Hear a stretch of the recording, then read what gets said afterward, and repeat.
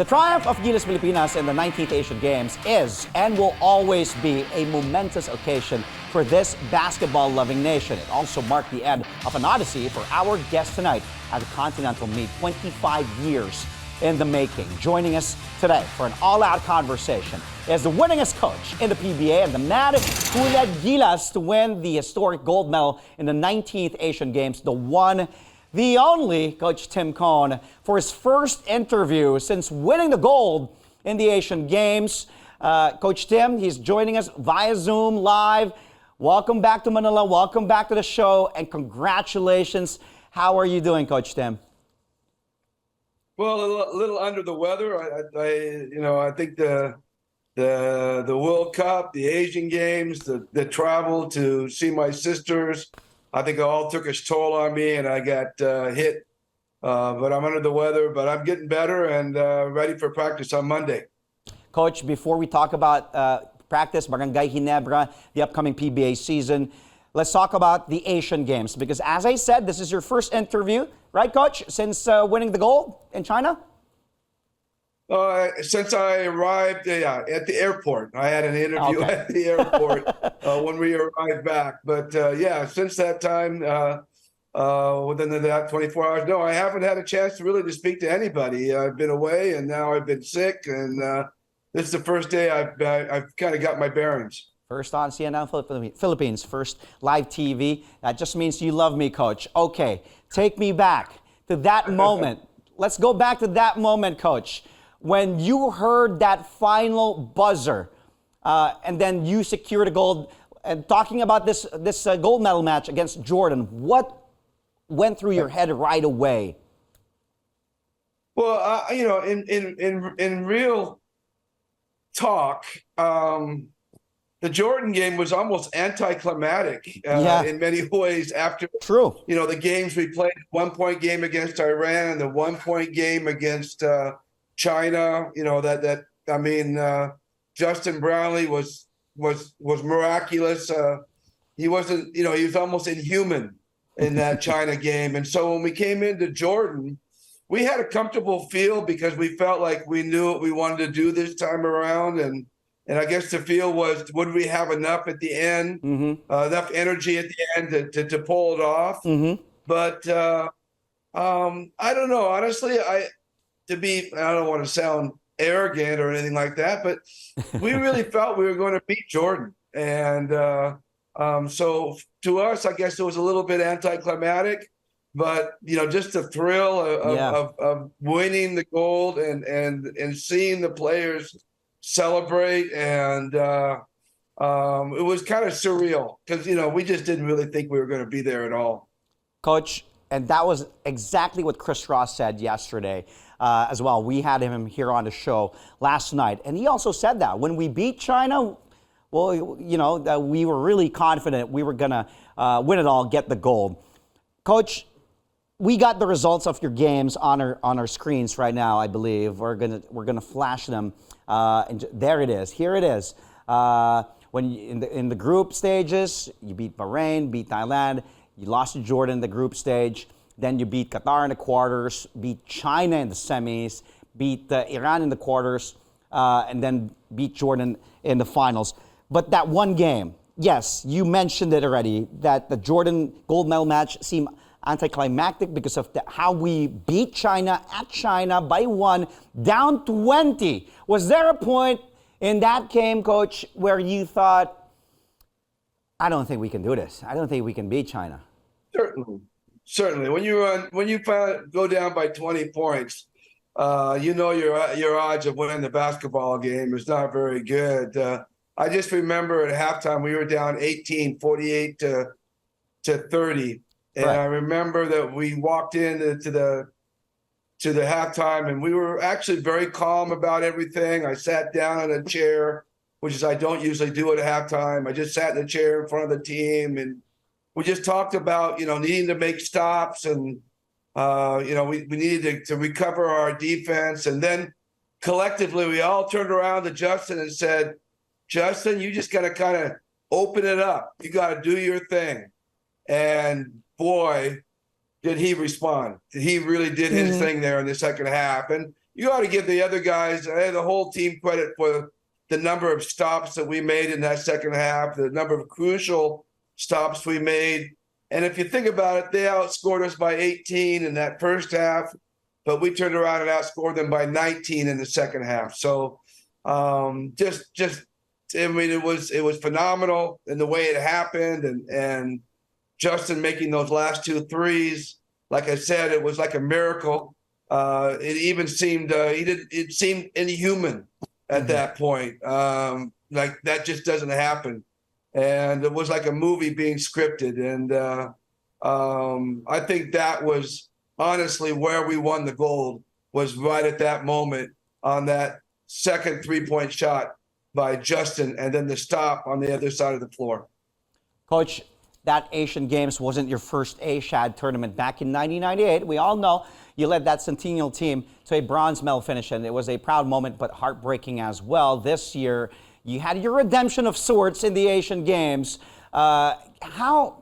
And I always ask this question, like, to the players I got to interview. So I have to ask you this too. Where do you put this now? With all your championships, all your, like, the Grand Slam, all the titles, the Grand Slams, at the S, if I may add, all the titles you've won, the medals and all that. Where do you put this? Well, I mean, obviously, this was done for a bigger purpose than anything we've done in the PBA. In the PBA, we basically, we do win for our fans, whether it be the Alaska, the Pure Foods, and especially the Ginebra fans. But, this was for the country, and it makes it, the stakes are so much more. The pressure is so much more. I thought the fact that, we didn't have a lot of prep time, and, we didn't get the lineup originally that we wanted, that kind of lowered the expectations for us and took some of the pressure off that we normally would have had. And, I think that, once we got into the top 4, we weren't worried about, up until the top, getting to the top 4, beating Iran, it was more, there was so much fear of losing. But once we got through into that top 4, there was no fear of losing anymore. I think collectively we felt that we exceeded expectations, and now there was just truly a focus on winning. We didn't have to worry about losing. We just focused on winning. And I thought that was just all those things culminated into making this thing possible. Because, so much time, we feel so much pressure when we play for the national team. The players, the coaching staff, the big bosses that help us out, there's just so much pressure. And because the expectations weren't quite so high, that pressure kind of left us for a while and really, really allowed us to lock in and play the type of game we wanted to play. Yeah. Well, Coach, I don't know if that makes sense. But no, it does. Yeah. I'm trying to make sense of it all. It's really hard to make sense of all this, I tell you. But looking back on it, that's the way I see it. Coach, we've talked about the best moments and just really special, historical, but I want to focus now on the aftermath of the Asian Games. Fortunately, JB, Justin Brownlee, tested positive for THC. Have you spoken with Justin? And now what's a move? Because, of course, you're the defending champs with him as the import. Will he get to play? Who is the replacement? A lot of questions. Answer those after we take a quick timeout. You can grab a glass of water, Coach, first. Thank you again. Stay with us. Our all-out conversation with Coach Tim Cone will continue after the break. Stay tuned to Sports Desk only here on CNN Philippines, where we go all out for today's top sports stories. We'll be right back with Coach. Welcome back to Sports Desk only here on CNN Philippines, and our guest tonight, PBA's winningest coach, Barangay Ginebra head coach Tim Cone.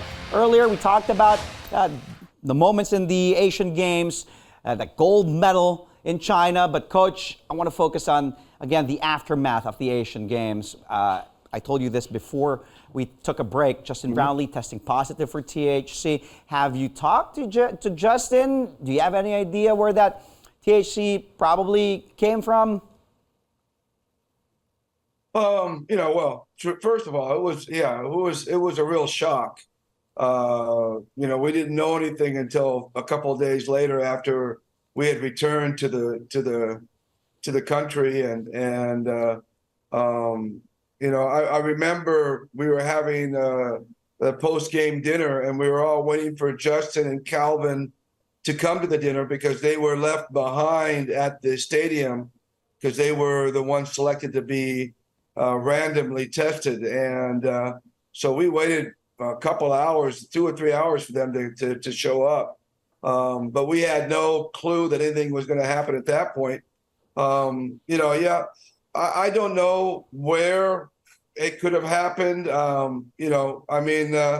It wasn't a performance-enhancing drug. It wasn't a PED. It wasn't an anabolic steroid or anything like that that affected his performance. And I don't know, he's certainly, there's no way that he can bring that kind of stuff into the country in China. Because you're going to get in trouble trying to do that. Yeah, of course. So the only thing we can think of is that it was done way before. We understand that kind of stuff stays in your system for quite a while. So the only thing we can think of is that it happened way before he left for China, again, it kind of blows our mind. Justin was shocked by it as well. But it's there, it's done. We can't bring it back, and just like we kept saying during the Asian Games, during that whole run up to the gold medal, just things were not working well for us here or there, and we just kept telling guys, we're just going to roll with the punches, and worry about what's right in front of us, and I think that's what we're going to do with Justin. We're going to roll with the punch and see how it evolves and see what happens and try to deal with it as it comes. Coach, so an update. The fans want to know the status of Justin. Is he officially suspended? How long will he be out? What's going to be the future like now with your resident import? You've won championships with the guy. Well, your guess is as good as mine at this point. Okay. The FIBA has yet to come out with a decision yet in terms of length of suspension or anything of that sort. I heard, I don't know for sure, but I heard that there might be a decision by Tuesday or Wednesday next week, but I'm not nearly 100% sure about that. And so, I know that the SBP, the San Miguel group, and everybody is trying their very best to give him all the support, the legal support he needs to shorten or to remove the possible suspension.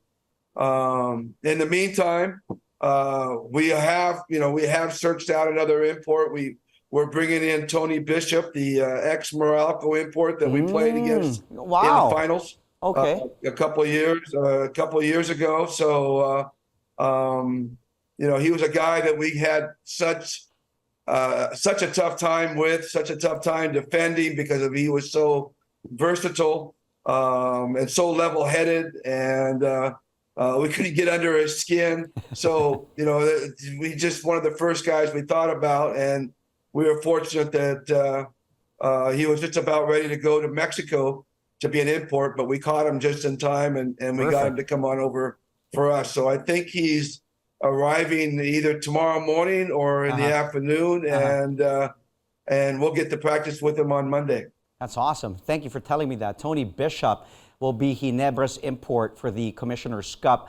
And as Coach Tim said, they used to face Tony Bishop giving them problems when he was playing for Meralco. Coach, before we talk about Ginebra some more, I also asked SMC Sports Director and the team manager for Gilas in the Asian Games, Coach Al Francis Chua. Will he take the role moving forward? With you, what's the status? Because you're still interim coach. You took charge for the Asian Games. Are you willing to be, if named as the official head coach of Gilas, would you take on that responsibility? What's going to happen now moving forward? As we know, we have the Olympic qualifiers next year, because after leading Gilas to the gold, they want you to take command of Gilas, coach, moving forward. Well, I'm not so sure about that yet, and doing the Asian Games was a simple answer because it was like finite, and this is what we're going to do from year to year, and basically just like the Southeast Asian Games in 2019, I was designed as a one and done person. I was the guy that was just going to do the job because they needed someone at that point, and then after it was done, they were going to do a full search and look for whoever they needed to do the program. Doing it long term is a lot more complex.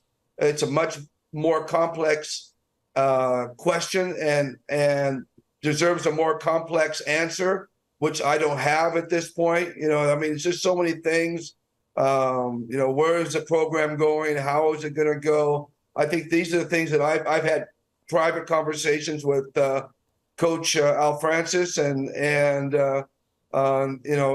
but there's been really no movement yet from the SBP in terms of getting everybody together and deciding in what direction we're all going to go. I think that's still in discussion in the SBS, amongst the SBP leaders, and so at this point, I really don't have an answer for you. And at this point, there has not yet been a question for me. So it's not an answer that I have to give at this point. Yeah. So to me, it's we were able to do what we needed to do in Hangzhou and that was the job at that time. So that job is done, and I'm kind of getting famous for it, but that idea of landing one plane at a time, we landed that plane in Hangzhou, and now we're on to landing the new plane that's coming into Ginebra. And I've said it before, Ginebra's my baby. I'm excited to get back. I wish I'd been back a little bit earlier, but I'm ready to get on Monday and move forward with it. Coach. And that's where all our focus is at this point. Of course. Really quick, Coach.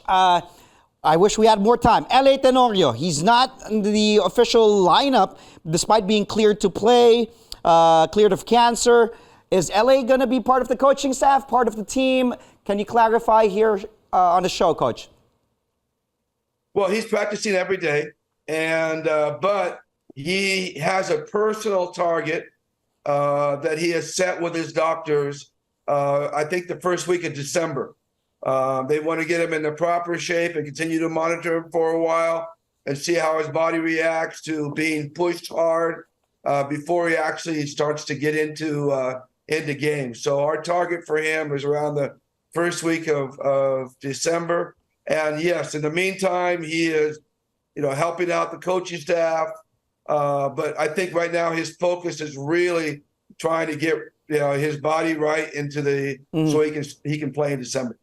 Coach, thank you. I wish we really had more time. Rain check. Let's talk again after first day of practice and when the announcements come and developments. Thank you, Coach. Happy weekend. I love you. Congratulations. Get well, Coach. Thank you again. Good to see you. That was Barangay Ginebra head coach and the coach that led Gilas to the gold of the Asian Games. One and only, PBA's winningest coach, Tim Cohn.